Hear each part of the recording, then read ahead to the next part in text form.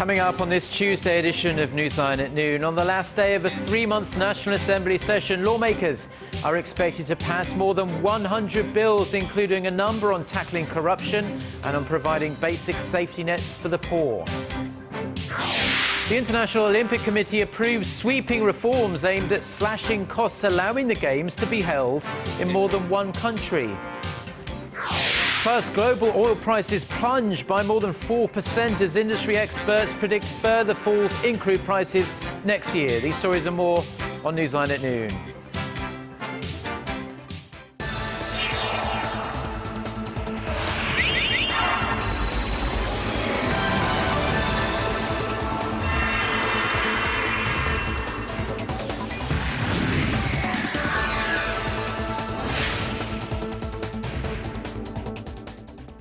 It's noon Tuesday, December 9th here in Korea. Thanks for tuning in. Live from Seoul, I'm Eoh Jin-joo. It's very good to have you with us. I'm Mark Broome. It's a huge day for lawmakers at Korea's National Assembly as a regular session has entered its last day.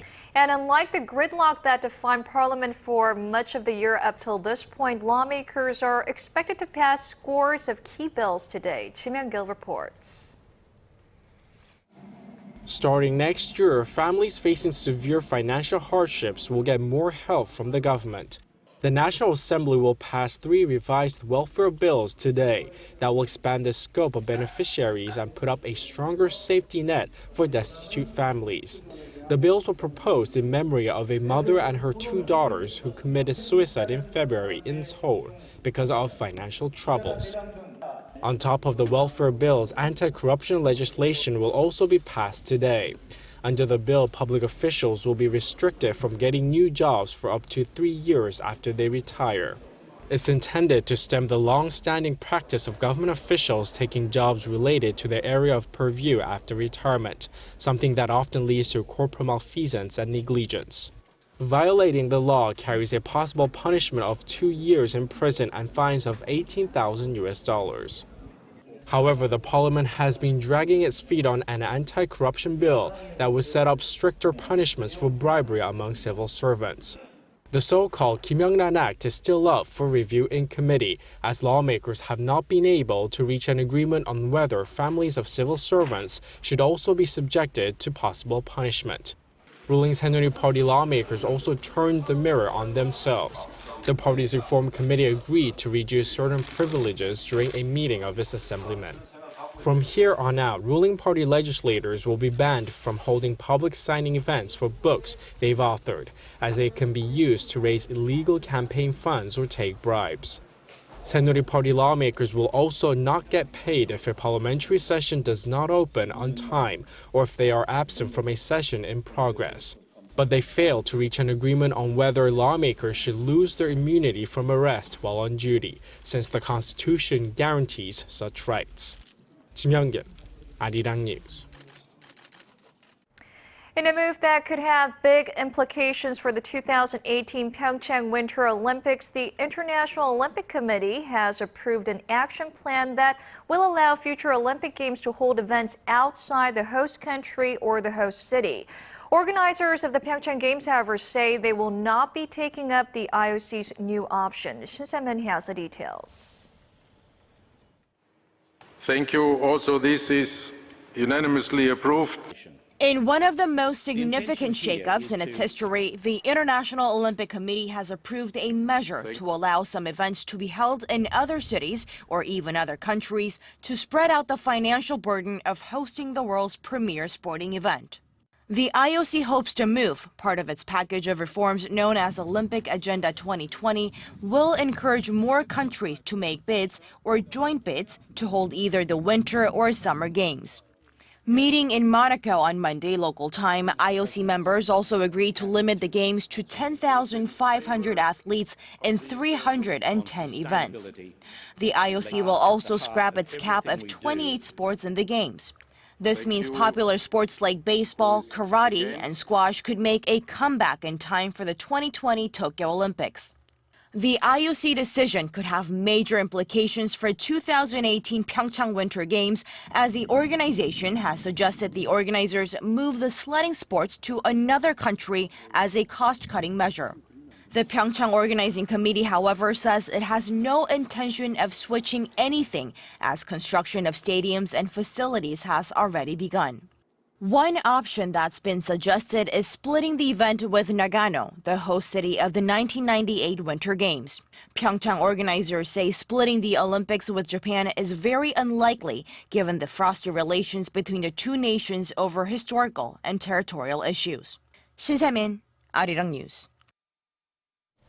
The ASEAN-Korea Commemorative Summit is slated to take place in the country's southern port city of Busan on Thursday and Friday, and the first leader attending the gathering has arrived.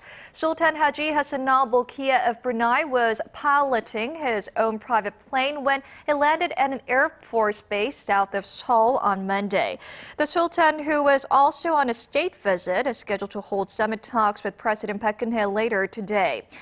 And the Office of Philippine President Benigno Aquino, meanwhile, says the president has canceled his Korea trip to deal with the aftermath of Typhoon Hagupit, which has killed dozens in the island nation. His cabinet and finance secretaries will represent him at this week's ASEAN-Korea summit. And there is no easy solution to the problem of illegal Chinese fishing in Korean waters, but Seoul and Beijing are finally working together to put an end to this issue. They followed through on plans laid out by Presidents Park Geun-hye and Xi Jinping over the summer and have begun their week-long joint patrols in the West Sea today. Connie Kim has this report. Illegal fishing in Korean waters has long been a thorn in the side of Korean fishermen, and Korea and China are now working together to do something about it. Over the next week, 2 patrol boats, one from Korea and one from China, will travel throughout the overlapping areas of the two countries' exclusive economic zones in the West Sea. They'll be stopping boats from their respective countries that are found to be fishing illegally and talk with them. Once the patrol period ends on December 15th, Korea and China will exchange the information they've collected and discuss possible measures. Now, this comes after President Park Geun-hye and Chinese leader Xi Jinping agreed during summit talks in June to conduct a joint patrol of the area by the end of this year. It's expected that there will be 2 to 3 more inspections of the same kind next year. Korea's Oceans Ministry says that patrols are necessary and that measures currently in place are not effective in ending illegal practices by Chinese fishermen. Last month, the government announced plans to set up a special task force consisting of naval vessels and helicopters. They're also reviewing plans to confiscate unregistered Chinese ships. Over the past 5 years, more than 1,800 Chinese boats have been seized for illegal activities within Korea's exclusive economic zone. And it's estimated that about $1.2 billion is lost from illegal fishing every year. Connie Kim, Arirang News. Reports that an oversupply of oil is likely to extend into next year has pushed global crude prices to lows not seen in 5 years. And this trend is expected to force oil prices even further down in 2015. For more on why that's good news for countries like Korea, but very bad news for others, Kim Min-ji reports.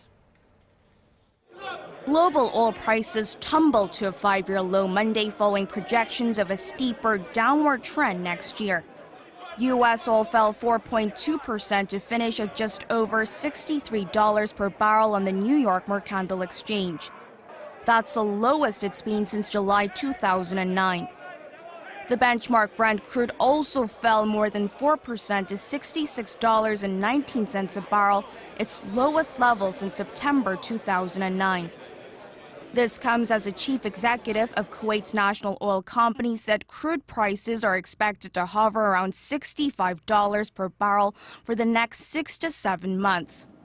Morgan Stanley also expects prices to slump for some time. Last week, it cut the average 2015 Brent base case outlook by 30% to $70 a barrel, adding that prices could plummet to as low as $43 a barrel next year. Morgan Stanley analyst Adam Longson said without OPEC intervention, markets risk becoming unbalanced with peak oversupply likely in the second quarter of next year. But the falling price of crude is expected to bring about a positive impact to countries like Korea that rely heavily on oil imports. According to the Wall Street Journal, Korea could save oil import cost equivalent to 2.4% of its GDP if the drop in prices persists into 2015. Other countries that would benefit from the price tumble include India, Japan, Germany, China, and the U.S. However, major exporters such as Nigeria and Iraq would be hurt, and Kuwait stands to be hit the hardest, with losses accounting for 18% of its GDP. Kim Min-ji, Arirang News. Now, Korean exporters are finding themselves in an increasingly tight spot as the depreciation of the Japanese yen is rapidly eroding their price competitiveness. With the outlook for next year looking equally bleak, some analysts are calling for Korea's central bank to cut the country's key interest rate. Our Kim Ji-yeon reports. The Japanese yen is weakening twice as fast as the Korean won, raising concerns Korean exporters will continue losing their price competitiveness in global trade. Since the start of the year, the yen has tumbled 13% against the greenback, while the Korean won dropped 6%. It's believed the different pace of recovery in Japan and the United States is being reflected in the exchange rate. Japan recorded negative growth for 2 quarters leading up to the third quarter this year. During the July to September period, Japan's GDP dropped 1.9% compared to the same period a year ago. Meanwhile, the U.S. unemployment rate in November hit an over 6-year low of 5.8%. The current exchange rate trend is forecast to continue throughout next year as well. Overseas investment banks tracked by Bloomberg forecast the Japanese currency to rise more than 2% next year compared to Monday's rating to 124 yen against the greenback. The Korean won is expected to strengthen a mere 1% against the U.S. dollar next year. A report by the Hyundai Research Institute last month said Korean exports will drop by around 4% next year if the Korean currency is trading at an average of 951 against 100 yen. Korean exporters may have to prepare for the worst, as the exchange rate has already been traded at 921 against 100 yen, the lowest in 6 years and 9 months. Kim Chang-bae, a senior researcher at the Korea Economic Research Institute, says it's imperative the Bank of Korea cuts the key interest rate to keep the local currency from appreciating even more against the yen. Kim Jung, Arirang News. A new report shows Korea's trade surplus is powered by robust ICT export figures, but the handset sector is starting now to lose its competitive edge in the global market. ICT exports came to $15.2 billion last month. That's up 3.6% from last year, while imports rose at a faster rate of 9% to close at around to $7.5 billion. Imports of mobile phones soared over 40%. This is due mostly to the launch of Apple's very sought-after iPhone 6 in the Korean market. Korea's trade ministry says that accumulated ICT exports from the January to November period stood at $159 billion to account for 30% of total exports. This helped Korea reach the $1 trillion mark in trade volume faster than it ever has in the past. Good news for the Korean capital, Seoul, as it has retained its crown as the best destination for international business meetings. The U.S. edition of the Business Traveler magazine has chosen the Korean capital as the best city for business meetings for the 3rd consecutive year. The decision was made based on a survey of its some 185,000 subscribers in the U.S. The magazine hands out travel awards in 62 separate categories each and every year.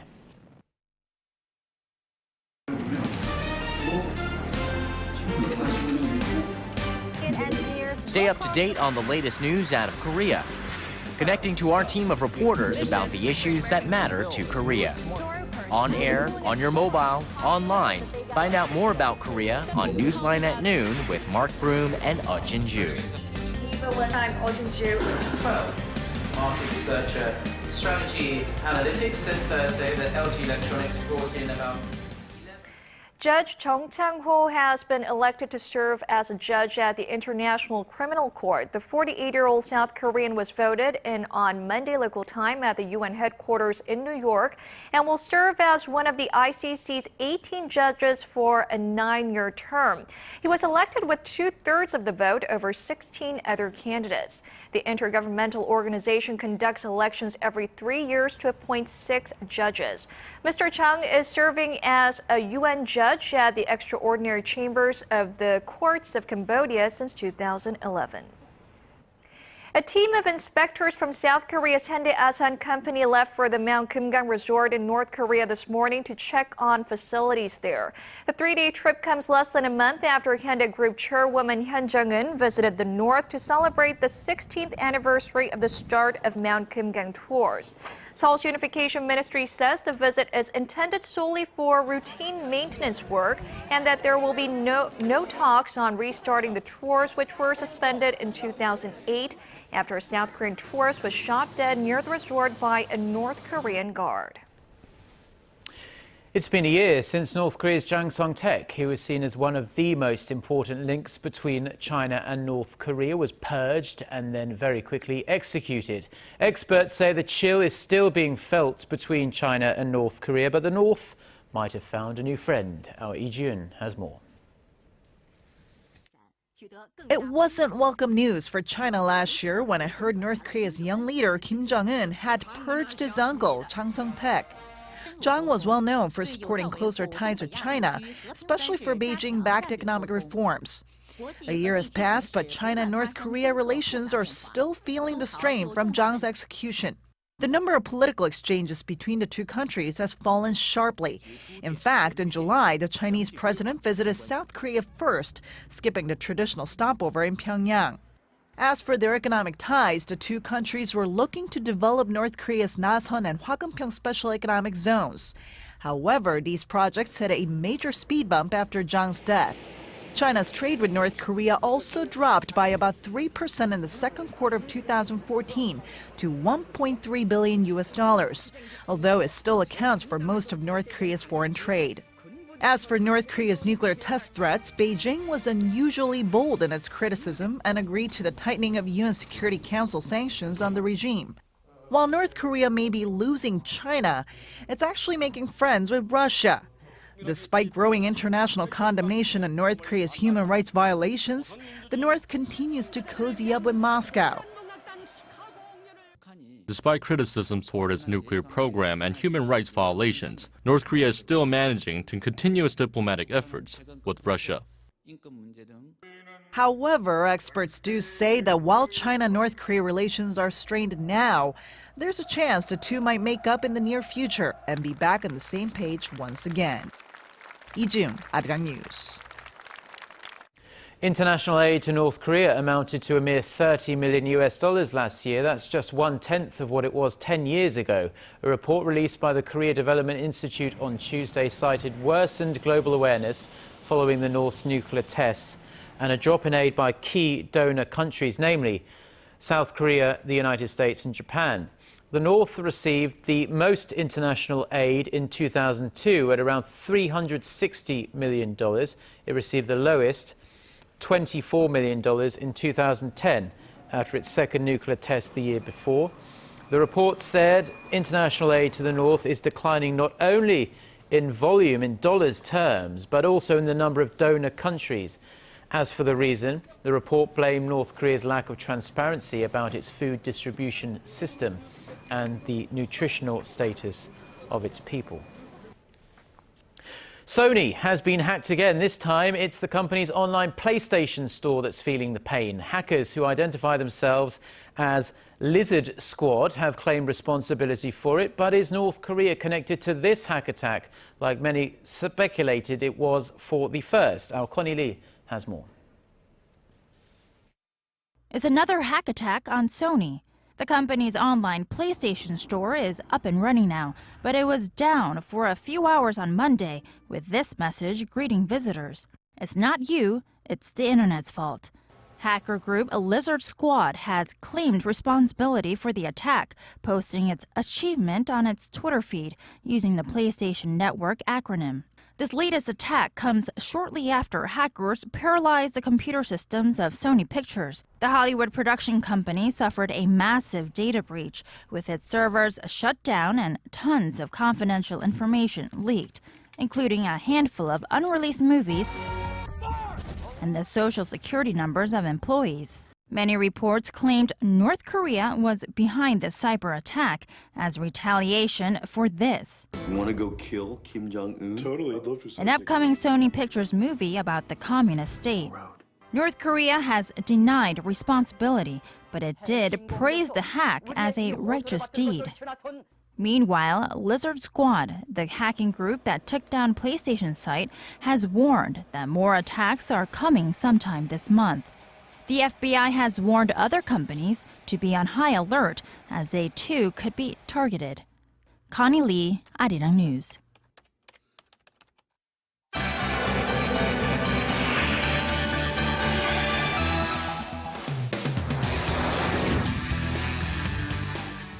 Right, let's continue our check of the global headlines we're following from Seoul now with Eunice Kim, who is standing by at the news center for us. Eunice, a significant setback for Uber. The ride-sharing mobile application has now been banned from India's capital of New Delhi after one of its drivers was arrested on charges of rape. That's right, Jin-joo. Uber was eyeing India and its plan to expand globally as it is its largest market outside of the U.S. Protests appear to be growing in Delhi against the private car service as the accused driver appeared in court on Monday. If the allegations are true, it is a user's worst nightmare realized. You'll remember a 26-year-old female passenger said the driver took her to a secluded place and sexually assaulted her late Friday night. Police said the 32-year-old driver had been acquitted 3 years ago after being arrested for another rape allegation. New Delhi's transport commissioner said he was blacklisting Uber for licensing the driver without a background check. Uber's CEO, in an online post, promised to, quote, do everything to help bring this perpetrator to justice and to support the victim in her recovery. Typhoon Hagupit weakened to a tropical storm as it rolled through the capital region late Monday. Schools were suspended and the stock market closed in Manila as thousands of people moved to evacuation centers. There were concerns of flooding as a high tide was to coincide with the storm. The Philippine Red Cross said at least 27 people have died from the storm, most of them drowned in the city of Borongan, close to where the typhoon had made landfall Saturday evening. The disaster relief organization also said it estimates 2,500 houses were either destroyed or damaged in Borongan. And finally, the United Nations is appealing for a record $16 billion to fund its humanitarian programs next year. Calling the situation unprecedented, Undersecretary General for Humanitarian Affairs Valerie Amos said the scope of need was outpacing the organization's capacity to respond. She said the UN's top priorities in 2015 will be the crises in the Central African Republic, South Sudan, Iraq, and Syria. Nearly half of the ask, more than $7 billion, would be earmarked to go to Syrian refugees. The World Food Program last week had warned it would be forced to cut food rations to people displaced by the ongoing Syrian civil war due to lack of funding.